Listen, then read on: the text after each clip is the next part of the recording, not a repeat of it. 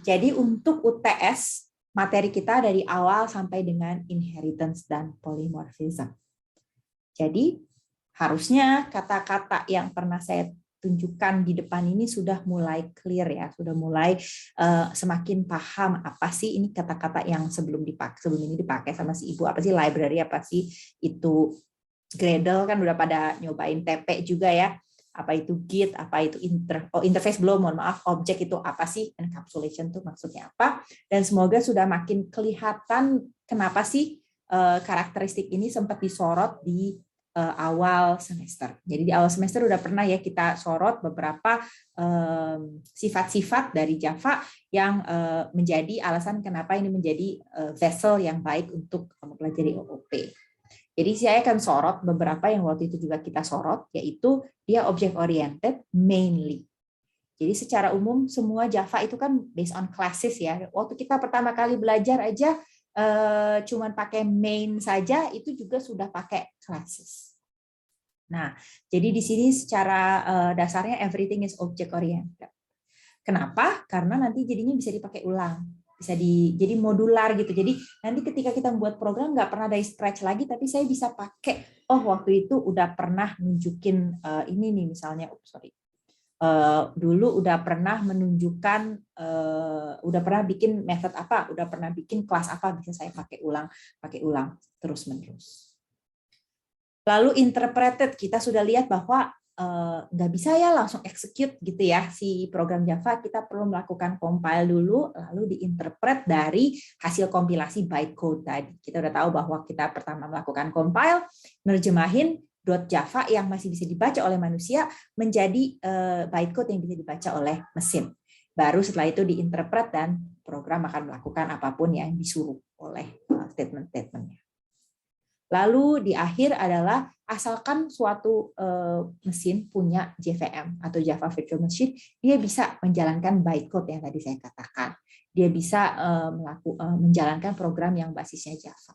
Makanya dia lebih portable. Nah, kenapa saya bisa bilang dari awal bahwa strukturnya tuh mirip, struktur Java itu sangat object oriented atau mendukung object oriented, karena apa-apa saya sudah bikin kelas ya dari awal ya. Kita udah tahu bahwa satu program itu akan melibatkan satu atau lebih kelas. Sampai saat ini kita udah lihat bahwa kalau saya perlu objek, saya berarti bikin kelas ya untuk definisi objek tersebut. Saya perlu objek 5 biji, berarti saya akan bikin paling tidak 5 kelas, yaitu 5 buah kelas yang menceritakan objek-objek yang beda-beda.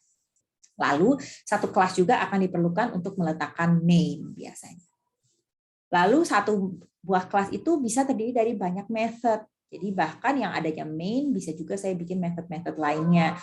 Lalu kita juga bisa mendefinisikan si method adalah kumpulan dari statement-statement. Mungkin ngeprint, mungkin komputasi, mungkin melakukan sesuatu. Lalu kita juga selalu harus punya method main. Jadi si JVM ketika melakukan kompilasi ataupun eksekusi, di saat runtime dia akan mulai dari main. Jadi kalau nggak ada main dia nggak bisa jalan ya program Java-nya. Nah, karena kita akan berasumsi bahwa Anda sudah bisa programming Java semua, mungkin yang akan saya sorot paling pertama dalam pemrograman Java ini adalah styles ya, programming styles. Appropriate comments, jangan lupa untuk melakukan comment. Nah, seperti yang mungkin udah ada ya feedback yang datang dari Asdos. Bentar, mohon maaf. Nah, sudah ada ya feedback dari Asdos bahwa komen itu bukan sekedar memberitahu ini constructor atau ini data field, nggak gitu ya, tetapi lebih kepada memberitahu ini method ini buat ngapain, perlu argumen apa aja, misalkan, dan seterusnya. Lalu gunakan naming convention yang baik, walaupun ya seperti yang pernah disampaikan, nggak akan bikin sintaks error sih kalau tidak menamai variabel ataupun metode sesuai konvensi. Ini hanya untuk membiasakan kita dari awal untuk melakukan naming yang baik sehingga mudah dipakai orang lagi, mudah di reuse. Begitu pula dengan indentation, ada banyak styles ya, tetapi pada dasarnya indentasi dan style untuk bracket gitu, ada beberapa gaya, silakan dicek, dan kita gunakan yang inline ya biasanya untuk bracketing ya. end of line, mohon maaf, untuk block stylenya end of line braces. Lalu karena Java ini adalah bahasa pemrograman yang interpreted, berarti ada beberapa chance untuk terjadi error ya. Yang pertama adalah error yang berbasis sintaks, intinya salah sintaksnya, dan itu akan ketangkep ketika kita lakukan compile. Lalu ada juga yang nggak ketangkep ketika lakukan compile, tetapi ketika kita running atau ketika kita runtime itu akan ketahuan, oh ternyata ada kesalahan di situ, akan ada exception yang keluar. Atau ada juga yang nggak ketangkep sama compiler karena tidak salah sintaksnya, runtime-nya juga nggak salah, tetapi logiknya salah. Nah, jadi ini yang mungkin menjadi paling tricky ya, logic error ini, apalagi karena Java tidak prosedural, Anda juga mungkin harus bolak-balik ngecek, oh ini dari sini manggil kemana, manggil kemana, manggil kemana, tidak ada urutan oh dari atas sampai bawah, tidak seperti prosedural, sehingga agak lebih challenging untuk mencari logic error itu ada di sebelah. Oke, karena kita sudah tahu basic-nya, kita juga waktu pertama kali belajar tentang bagaimana kita bisa melakukan elementary tasks ya, basic programming ya. Jangan diabaikan karena tetap akan ada soal yang terkait elementary programming dan juga ini kan basic ya. Anda kan nggak bisa bikin juga kelas tanpa elementary programming. Untuk memudahkan Anda mengingat, kita dapat membagi elementary Java programming menjadi 4 sub-bagian ya. Yang waktu itu juga kita bahas secara terpisah, yaitu basic-basicnya apa, kemudian ada selections, ada juga beberapa kelas-kelas penting, yaitu math, char, string, dan juga loops. Untuk basics, untuk mengingat bahwa kita sudah belajar tentang identifier, data type, final keyword, etc., saya tidak akan bahas satu persatu ya. Silakan cek aja di sini. Kemudian ada juga untuk basic operatorsnya, jangan lupa bahwa ini khusus ya di Java ada yang baru-baru yaitu augmented assignment dan juga increment dan decrement. Ini kok ada ini ya, ada pointer, phantom pointer ya, ini bukan saya lagi gerakin, kayaknya ke record gitu ya. Nah, di sini jangan lupa bahwa ada increment dan decrement, post increment dan pre-increment. Jadi ngaruh ya, plus-plus dan min-minnya itu ada di mana, apakah ada di depan atau di belakang variabel. Jangan lupa kalau di depan berarti dia increment dulu baru melakukan apapun statementnya, kalau di belakang berarti statement dulu baru increment atau decrement. Kita juga sudah belajar selection, saya nggak akan bahas dengan detail ya, ada one way if, yaitu if lalu apa, lalu ada juga two way if, yaitu if else, multi way if else, if else, if else, if else. Yang lebih mudah kita tulis sebagai switch daripada if else, if yang banyak, lebih baik kita tulis dalam switch, dan inilah sintaks khusus di Java, yaitu si switch.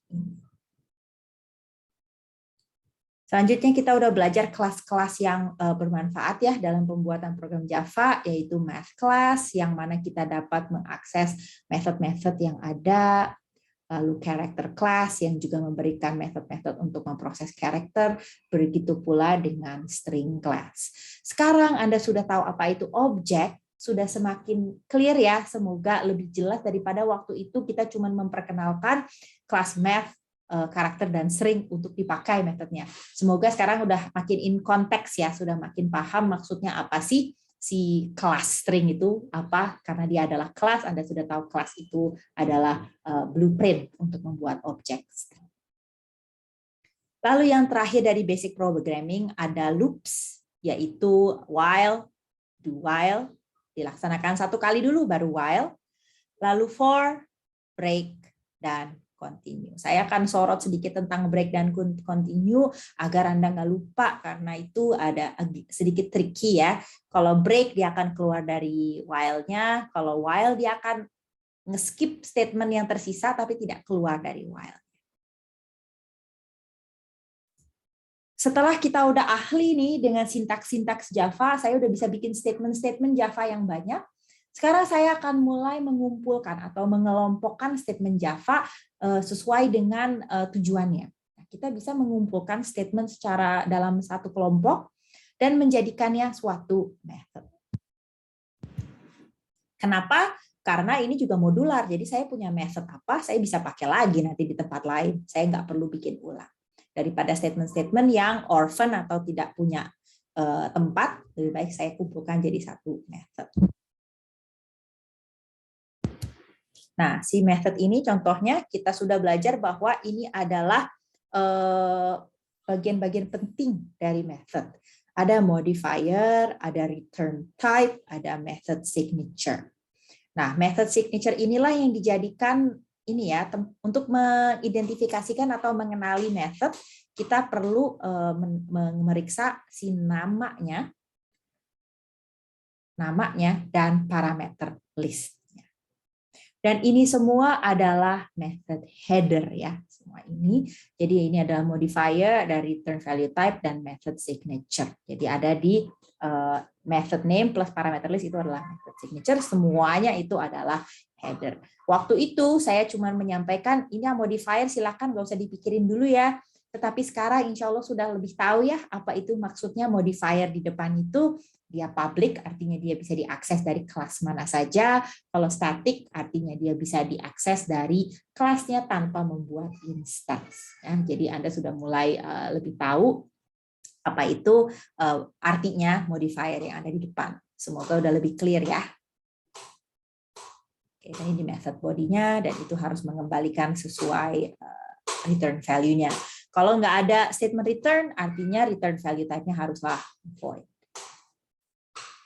Nah, yang unik dari method adalah ketika kita melakukan pemanggilan atau invokasi dan kita akan mengirimkan value ya dari argumennya. Nah, value-nya itu yang akan digunakan untuk melakukan pemrosesan yang ada di dalam methodnya, barulah dia akan mengembalikan sesuai return value yang dideklarasikan pada header.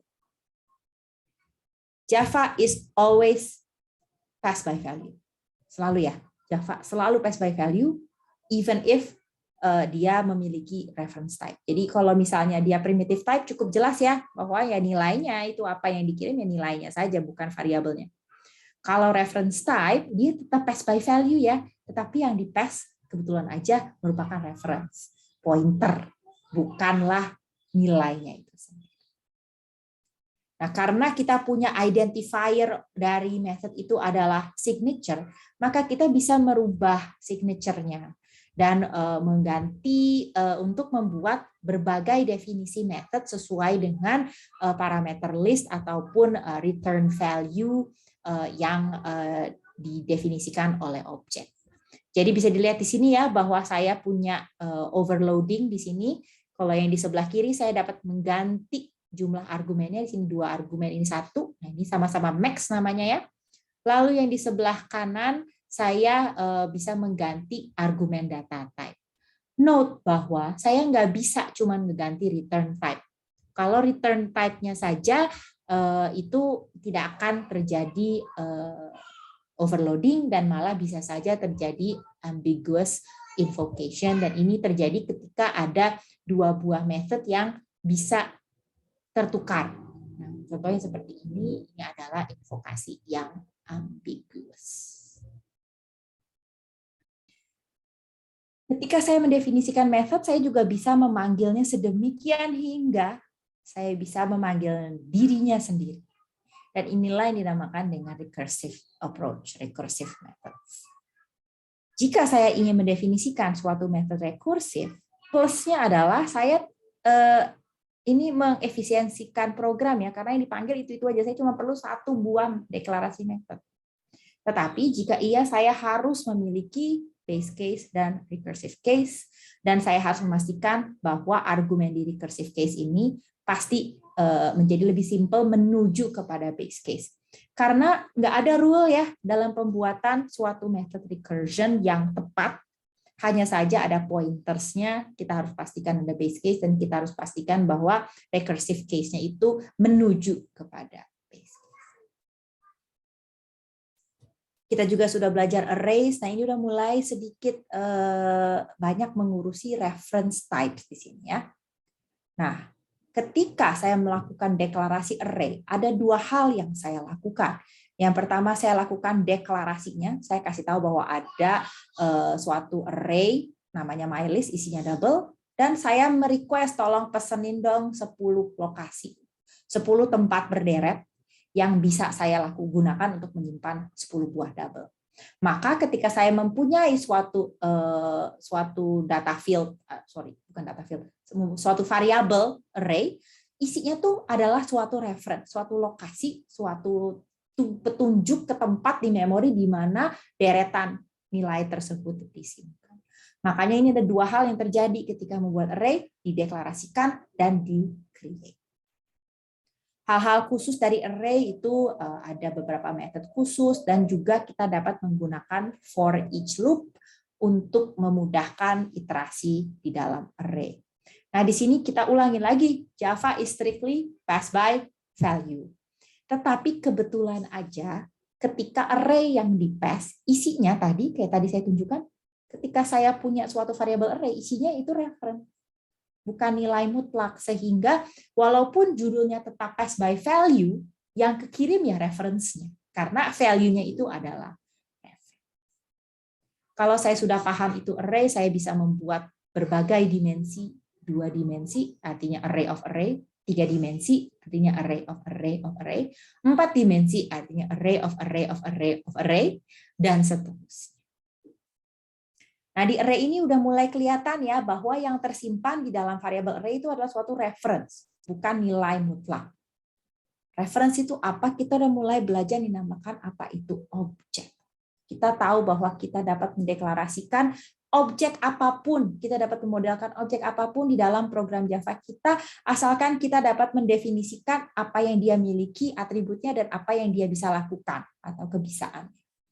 Dan kita dapat memprogram itu dalam definisi kelas, yaitu data field dan method-nya. Kalau saya sudah punya suatu blueprint ini, saya dapat mencetak sebanyak mungkin objek yang saya butuhkan. Dan untuk deklarasi cube saya ini, dan contoh ini objek. Untuk deklarasi objek saya ini, saya bisa menggunakan berbagai macam method yang mungkin didefinisikan, tetapi ada yang spesial nih, yaitu toString dan equals, yang sekarang kita sudah tahu diturunkan dari ibunya, dari parent-nya, yaitu kelas objek. Di sini kita jadi lebih tahu apa itu modifier visibility dan juga static dan non-static. Saya ulangi sekali lagi bahwa Java itu strictly pass by value. Nggak ada ya, Java itu tidak pernah pass by reference. Hanya saja kebetulan di dalamnya itu yang tersimpan di value itu adalah adalah reference-nya itu sendiri. Oke, lalu setelah itu kita sudah belajar bagaimana kelas-kelas saling berinteraksi ya, antara kelas satu dan lainnya, bagaimana dia saling berinteraksi, dan kita tahu bahwa untuk semua primitif variabel yang kita punya sebelumnya, kita punya wrapper class. Kenapa wrapper class ini penting? Karena untuk setiap data type yang primitif, saya dapat mendefinisikan objeknya. Jadi ini adalah wrapper, objek pembungkus yang dapat merepresentasikan data type yang primitif yang sama, tapi dalam bentuk objek.